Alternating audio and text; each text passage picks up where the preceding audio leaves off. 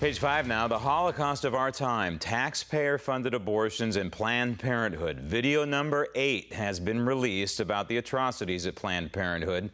It's more of a highlight reel, if you will, of the previous 7 videos mutilating and selling human beings. It's an abomination. But across the country this past week, massive grassroots movements to defund Planned Parenthood and stop the taxpayer-funded infanticide. Joining me now on the Daily Ledger Page 5 beat, Stephanie Marie. And Stephanie, you got to admit, at least no matter what side you are on this issue, that these videos have opened up a national debate, not only about Planned Parenthood and taxpayer funds going to Planned Parenthood, but also about abortion in general. Exactly, Graham. And thousands of people protested outside of Planned Parenthoods across the country in at least 300 cities. And the goal was to bring attention to the cruelty being committed against women and unborn children at Planned Parenthood. I attended one of the protests in Southern California. Here's what some people had to say. And I have many good friends who've had abortions at Planned Parenthood. And their stories to me years later, it's that they just were scared and didn't know what to do. But immediately, instead of Planned Parenthood saying, okay, let's evaluate your options, or let's evaluate what we can do to help you, or here's an agency you can call, or here's free medical care, it was immediately, let's schedule your abortion. We have lawmakers on the left saying that this is a war on women. Those who want to defund Planned Parenthood are attacking women. What do you say about that? So I'm asking those legislators to join me in investigating Planned Parenthood. Let's just get to the truth. Why won't Planned Parenthood come out of the shadows, open their books, and allow us to see if they're profiteering from the sale of hearts, lungs, and livers? You know, these babies are giving their lives so that they can buy Lamborghinis, and I think that that's wrong. We are basically killing our nation. We are taking away a generation. To them, it might be about money. But to us, it's about lives, human lives. And like we've been saying, it's all human life is precious, not just after they have been born, but even before they are. They are our children.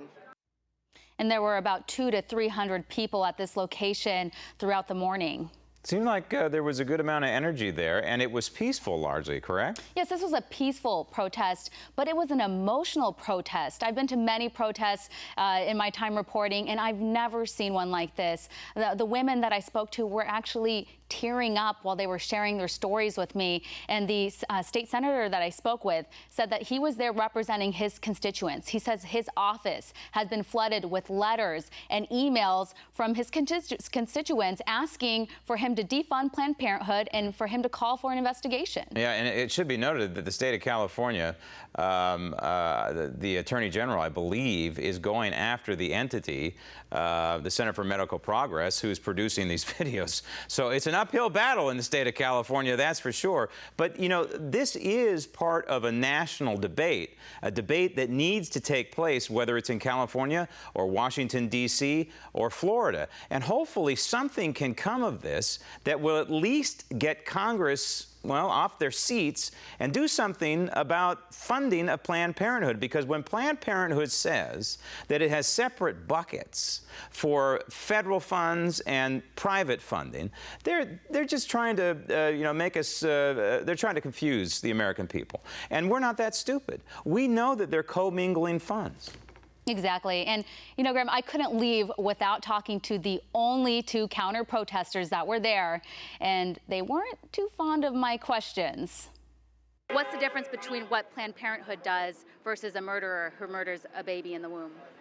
I'm not sure if I have any thoughts on that. I would have to probably think about that. And for some people, they find abortion just one of the most horrific things. And you're saying that you've actually had abortions and you never felt bad about it? I am saying that I do not regret the abortions that I've had in my life. And I think that every woman should have the right to choose to have one if she wants to. And if she does want to have one, that she should be able to have a safe place to go have one at. In your words, when does life begin? At what stage in a pregnancy? I believe that life begins that when a child can successfully live outside of the womb. It can breathe, And yes, it's going to need its nurture from its mother or foster parent, guardian, whoever that may be, but I still believe that it does not count as a life until it can sustain itself. A lot of people would say that, well, you know, if somebody's in critical condition and on life support, would you say that they don't count since they need nurturing and assistance and they can't live on their own? If I was on life support and there was no chance of me coming back, I would say pull the plug.